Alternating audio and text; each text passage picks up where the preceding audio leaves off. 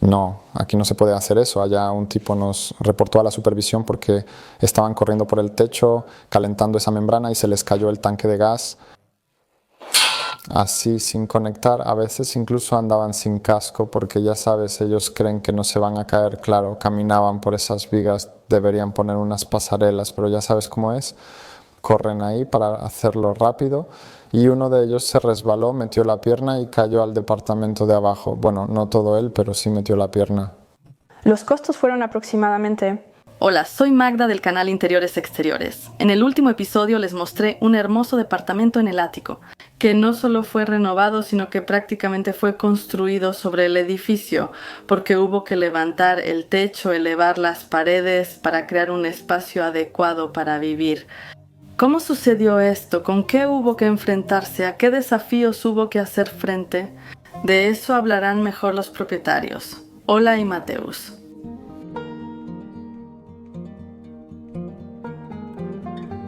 Hola, soy Ola. Hola. Mateus. ¿De dónde surgió la idea para esta realización? La idea de este departamento surgió porque no queríamos un departamento típico de una constructora, que ya tiene un espacio definido donde solo se pueden hacer algunos cambios. Queríamos más bien crear nuestro propio departamento adaptado a nuestras necesidades. Por eso buscábamos un departamento para remodelar o un ático, preferiblemente en un edificio antiguo, porque nos gustaba mucho ese ambiente. ¿Cómo inició todo? ¿Cómo hallaron este lugar? No fue fácil para nosotros encontrar este lugar porque este tipo de espacios no son fácilmente accesibles en los portales de anuncios. Tuvimos que buscar un poco de boca en boca, pero además todos los lugares que vimos no cumplían con nuestras expectativas. Por eso, cuando vimos este departamento nos pareció ideal, tanto por la cercanía al centro de la ciudad como por la proximidad a 3 parques. Cuando ya encontramos este departamento, resultó que la situación legal era bastante sencilla, porque ya tenía su propio registro de propiedad, lo que facilitó mucho la compra. Generalmente se requiere el consentimiento de todos los copropietarios del edificio para comprar un ático así. ¿Cómo fue todo el proceso? El proceso de remodelación inició con la obtención de permisos y consentimientos necesarios. Y aquí hablamos del conservador, del permiso de construcción y de las condiciones de edificación. Y eso realmente define cómo puede lucir este espacio tanto por fuera como por dentro. Por fuera me refiero a la cantidad de ventanas, la disposición de las paredes en realidad, las alturas. Y lo que está adentro, eso lo definimos ya durante la remodelación misma. Y esos permisos en teoría deberían tomar unos meses, pero en la práctica toman algunos años y son muy laboriosos. Requieren muchos documentos, esperar, paciencia, esfuerzo, llamadas amables y simplemente esperar tu turno en la fila para conseguir lo que quieres. Recuerdo que llamé al conservador y le dije, es solo una decisión. Ya tomó esa decisión, dice 9 meses, cuando debía ser 1. Si yo decido, ellos me darán otra opción. Yo le digo, sí, lo sé, pero mire, quisiera por fin vivir ahí. No, lo pensaré después de las fiestas. Eso fue en octubre. Nos importaba mucho que todo el edificio no se convirtiera, hablando coloquialmente, en un Frankenstein, porque queríamos que la estructura también fuera muy bonita, así que reconstruimos la parte histórica del frente del edificio. Tratamos de mantener la forma para que desde afuera no hubiera ningún problema y el conservador nos ayudó mucho en ese aspecto. Después de obtener todos los permisos, después de presentar de hecho todos los documentos y obtener las condiciones de construcción y la aprobación del conservador, pasamos a la parte más de diseño e intentamos idear cómo podíamos dividir este espacio para que realmente fuera como nosotros queríamos, pero también para poder crear departamentos adicionales que también pudiéramos rentar o eventualmente venderlos para que toda esta inversión principal también se nos pudiera recuperar de alguna manera. El centro mismo de nuestro departamento que hoy están viendo, en realidad se fue formando a lo largo de los años porque toda esta remodelación duró casi 7 años, por eso también nuestra perspectiva y nuestras expectativas fueron cambiando.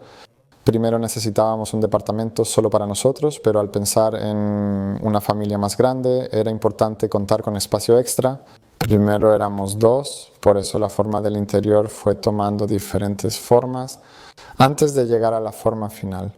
Esto fue posible principalmente porque al remodelar el ático, lo único que nos limitaba por dentro eran las paredes de carga y las chimeneas de los departamentos de abajo, y aquí cambiamos toda la estructura del techo, así que la disposición de las paredes realmente estaba dictada por nuestra imaginación, sí, por nuestras ideas y por lo que queríamos lograr.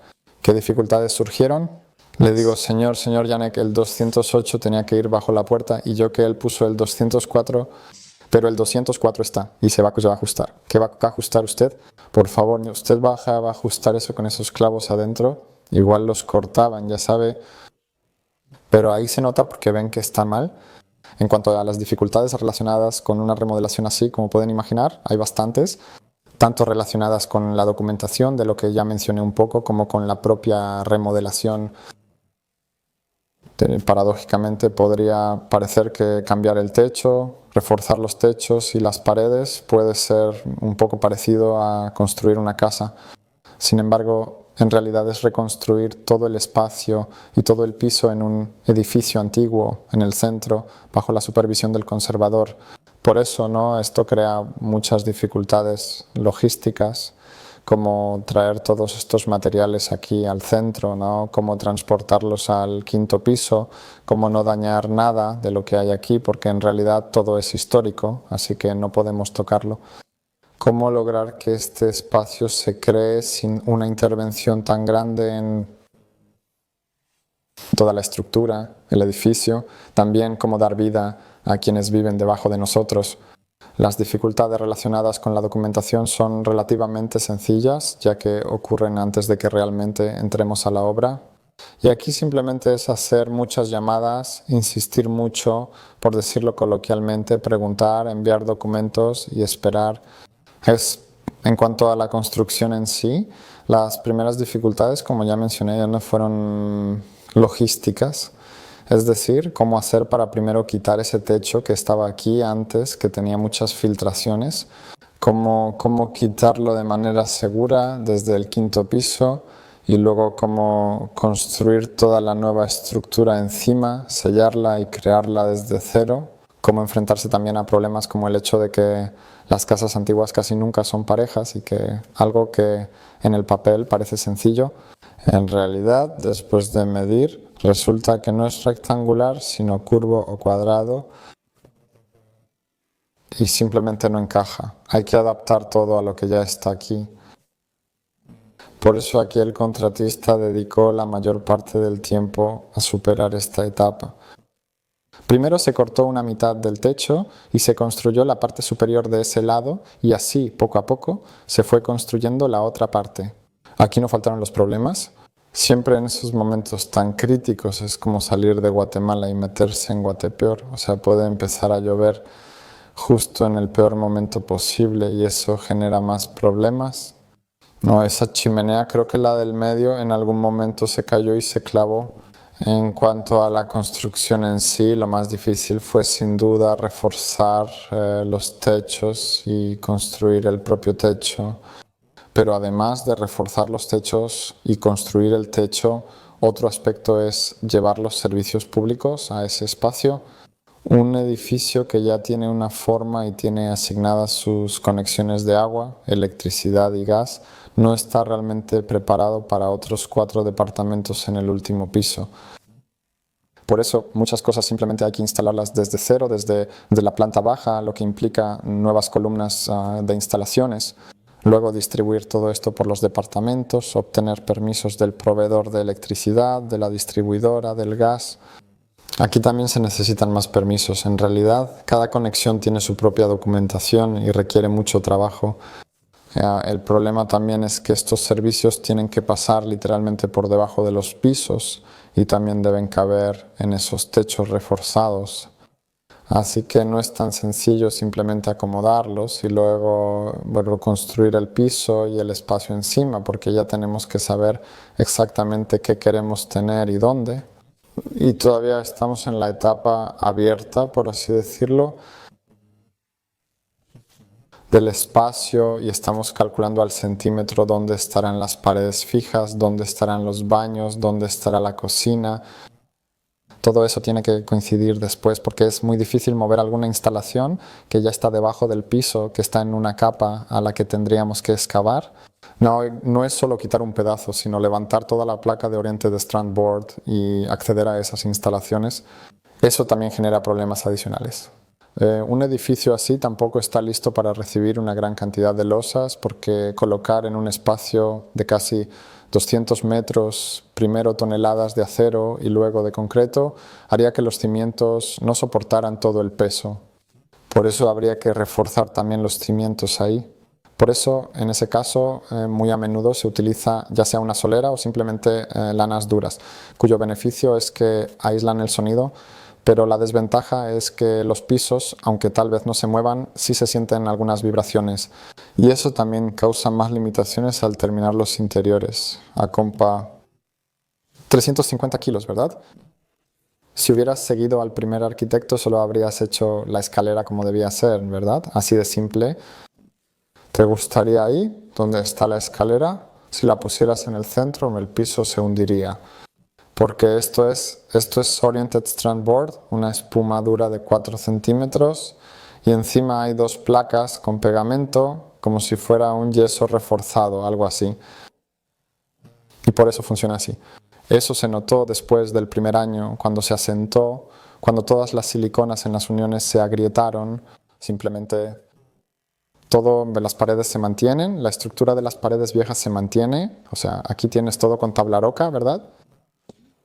En los perfiles de las paredes, esos viejos ya no los tocan. De repente, ese piso y la nueva estructura, tras todo el congelamiento, finalmente se asentará. Y ya sabes, las escaleras son el ejemplo perfecto. En realidad se sostienen mucho más gracias a ese refuerzo. Allí para eso, aquí al lado lo tienen. Está distribuido. No pudimos hacer unos redondos clásicos porque simplemente todo el piso se habría doblado. Ya dejando de lado que el aire acondicionado aquí tiene una salida de aire que va exactamente recta por debajo del piso y hacia adentro. Habríamos doblado el tubo con agua adentro. ¿Hubo algunos errores o catástrofes? Lo primero que me viene a la mente es que al principio los señores estaban instalando 12 toneladas de acero para reforzar los techos. Olvidaron que no debían caminar sobre la capa del techo, que de hecho ya pertenece al departamento de abajo, y simplemente se metieron con el pie y el zapato, cayeron al departamento de abajo, aunque no del todo, solo de repente, en pleno día, metieron el pie en el techo de los vecinos de abajo, inaugurando, si puedo decirlo así, una serie de varios problemas menores o mayores con los departamentos de abajo. También vale la pena mencionar que, lamentablemente, esto jugó en nuestra contra. Empezó a llover en el peor momento. Al quitar el techo, es clave vigilar el clima, aunque suele variar.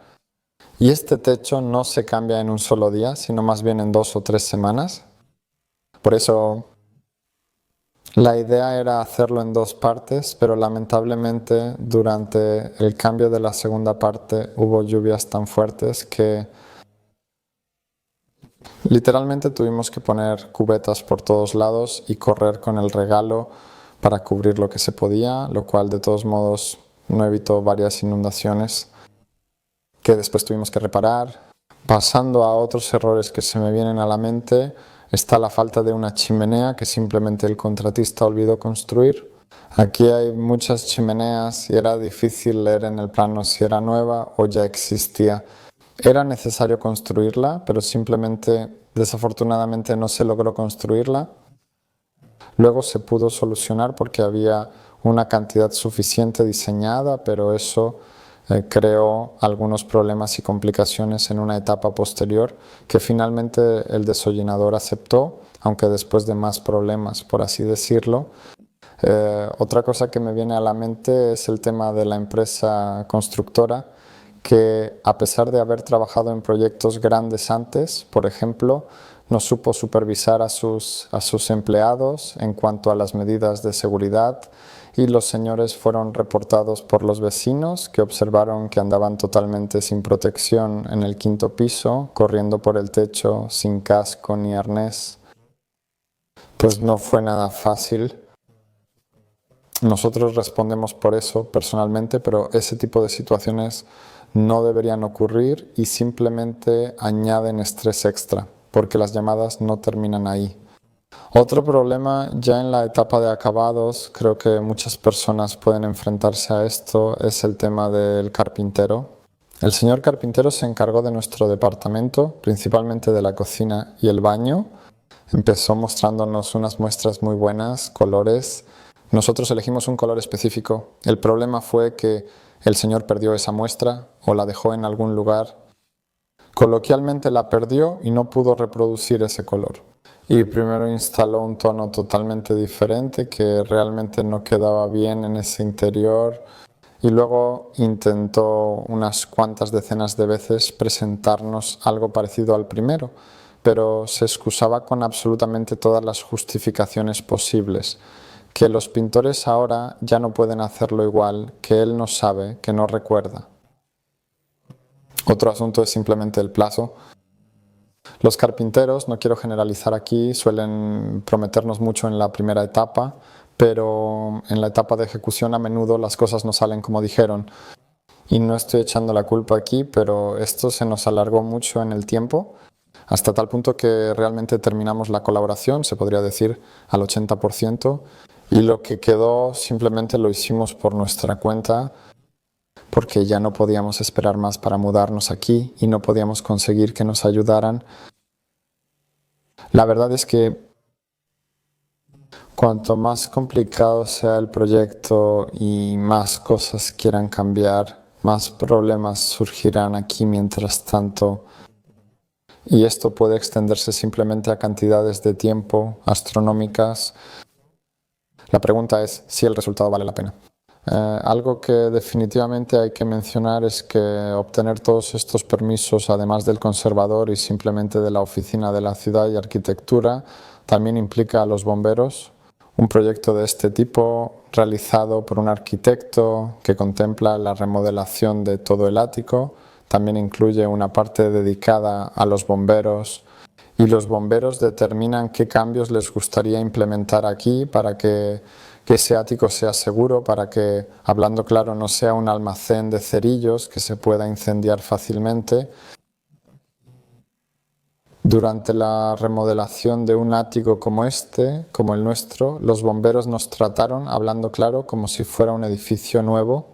Es decir, esperaban que adaptáramos no solo el ático, sino todo el edificio de arriba abajo, desde el último piso hasta la planta baja, como si hubiéramos construido el edificio completamente desde cero.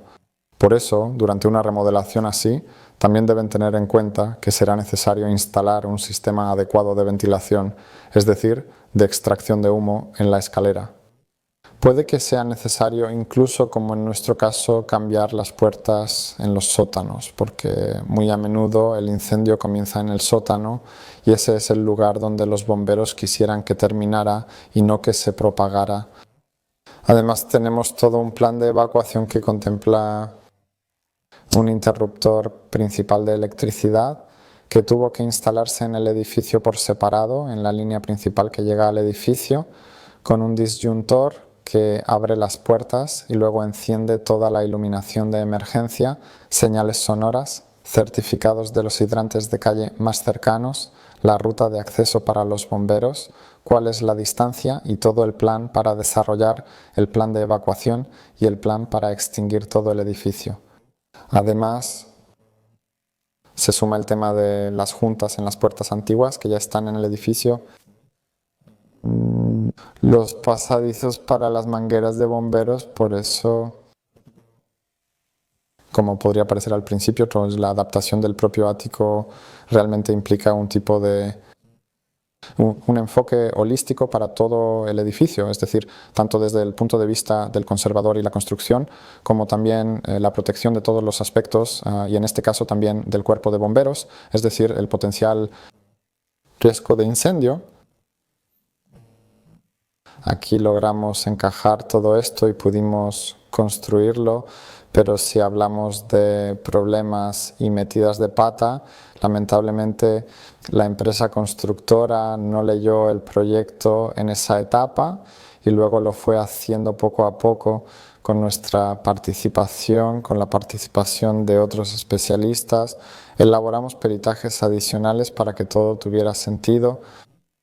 Al final lo logramos muy bien, pero eso alargó toda la construcción porque el edificio ya estaba listo para los acabados y nosotros todavía no podíamos obtener el permiso de uso, ¿no? Porque justamente no teníamos los documentos de los bomberos, debido a que el contratista, como digo, no leyó el proyecto, aunque lo recibió para hacer el presupuesto y proponernos la primera oferta, no era consciente de que tendría que realizar trabajos adicionales.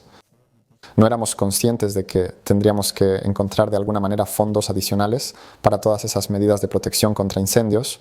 Por eso en la etapa en la que resultó que había que construir un poco más, porque parte de esas cosas ya se habían hecho al principio, es decir, hablamos aquí de las puertas y de la compuerta de extracción de humo, pero las protecciones adicionales no se habían realizado, pues simplemente todo eso aumentó los costos y en una etapa en la que ya los fondos financieros empiezan a agotarse, tener que gastar decenas de miles más en un refuerzo contra incendios que en realidad es que se convierte en parte de la comunidad, es decir, no es algo que sea de nuestra propiedad, sino que lo dejamos como una parte incorporada para el uso de todos, pero tenemos que hacerlo para poder vivir aquí, así que tuvimos que cubrirlo con fondos adicionales y de alguna manera encontrarlos. Todo el proyecto, desde el momento de la compra hasta el momento de mudarnos, duró 7 años. Los costos que tuvimos fueron de aproximadamente 430.000 zlotys, de los cuales obtuvimos 2 departamentos, uno nuestro y otro para alquilar, mientras que toda la inversión incluía en total 4 departamentos. Creo que si solo hubiéramos hecho 2 departamentos, los costos habrían sido un poco más altos, porque de esta manera todos los gastos se dividieron en 4 partes. ¿Qué aconsejarías a quienes quieren hacer algo similar? Tienen una terraza así. Queríamos hacerlo así, ¿sabes? Que aquí estaría... En realidad aquí iba a haber un balcón, porque abajo hay balcones y tampoco estuvieron de acuerdo con eso. Si puedo darles un consejo, si alguna vez quieren hacer este tipo de remodelación o adaptación, serán algunos comentarios técnicos, pero son muy importantes y realmente pueden ayudarles mucho. Reflexionen si vale la pena. Ante todo, busquen un lugar que ya tenga un plan de desarrollo urbano o que ya cuente con un permiso de uso de suelo, porque obtener ese permiso, especialmente en un lugar céntrico de una ciudad grande, simplemente toma muchísimo tiempo y no saben cuál será el resultado final. Puede resultar que la ciudad no les permita hacerlo o solo les permita en cierto rango, y terminarán con un departamento que tendrá una forma realmente extraña y puede que simplemente no valga la pena. Ese es el primer punto. Necesitan paciencia porque lo que hallen en las páginas de las oficinas gubernamentales o lo que les prometen hacer solo coincidirá con la realidad en unos pocos %. El permiso de planeación debía tardar de 30 a 60 días, pero en nuestro caso tomó 13 meses. El permiso del conservador debía tardar un mes, pero tomó 11 y así sucesivamente. El departamento de bomberos retrasó la obra un año.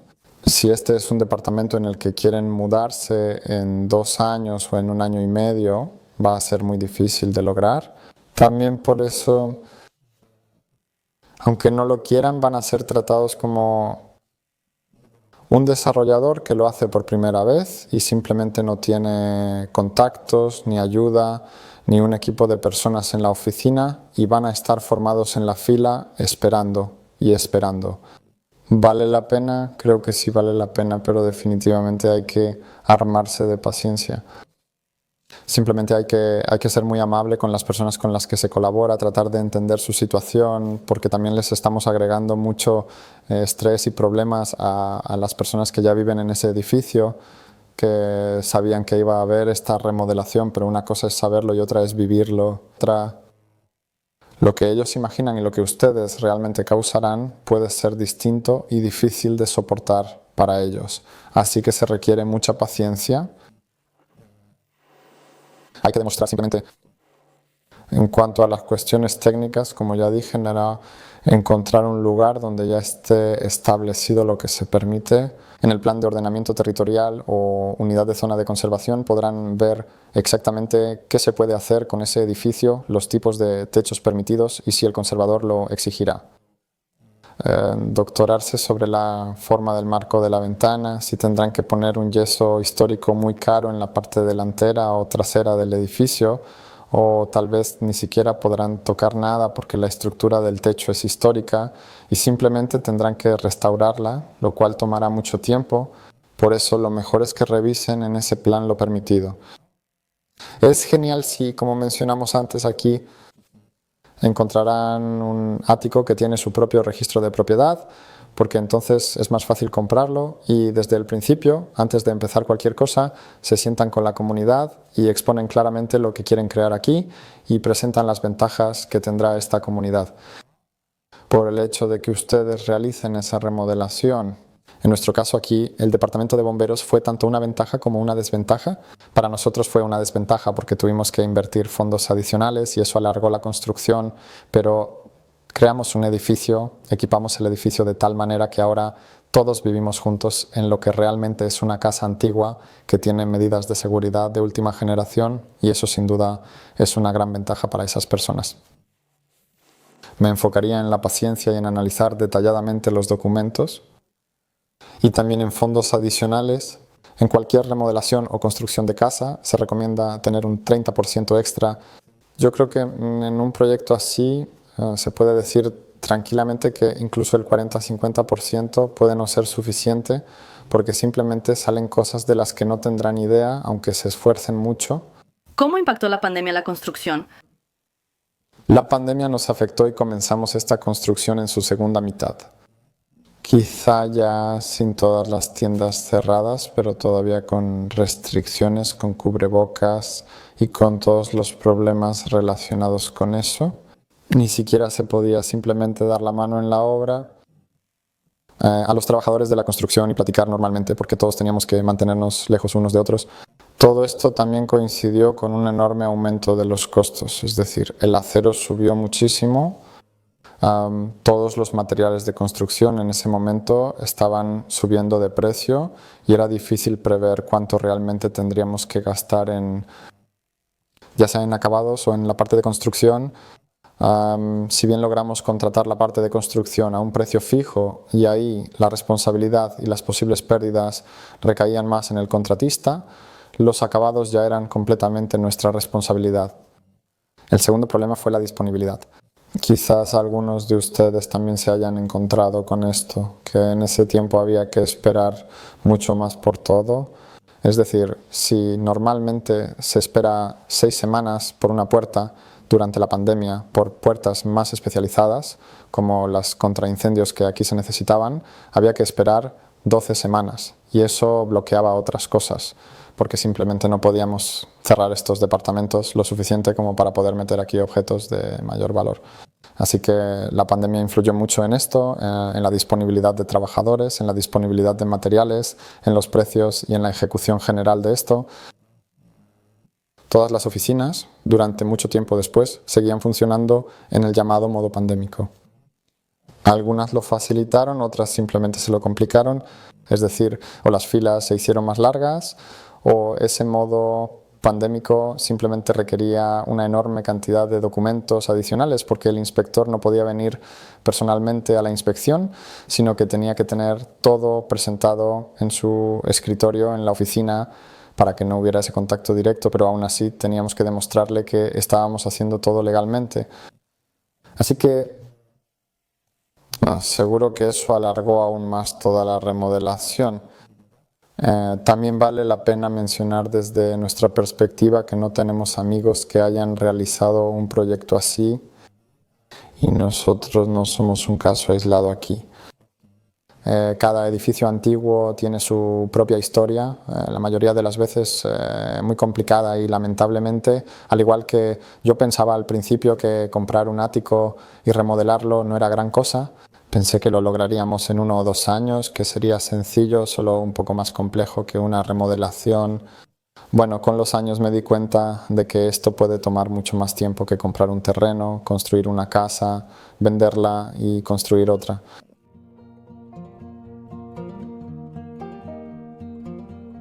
Esperamos que hayan disfrutado nuestro departamento. Que nuestras experiencias les ayuden a decidir si quieren embarcarse en este tipo de inversión. Sinceramente, estoy muy impresionada porque cuando pienso en todo el trabajo, la paciencia, el estrés y los nervios que costó todo esto, la verdad es que no lo envidio, por decirlo suavemente. Realmente hubo que ponerle muchísimo trabajo, pero por suerte los resultados son fantásticos. Si no han visto el home tour, regresen al episodio anterior y yo ya me despido de ustedes. Gracias por ver hasta el final. Les recuerdo nuestra tienda de libros de decoración en baunencha.pl y nos vemos la próxima vez. Suscríbanse y activen la campanita para no perderse los próximos episodios. Adiós.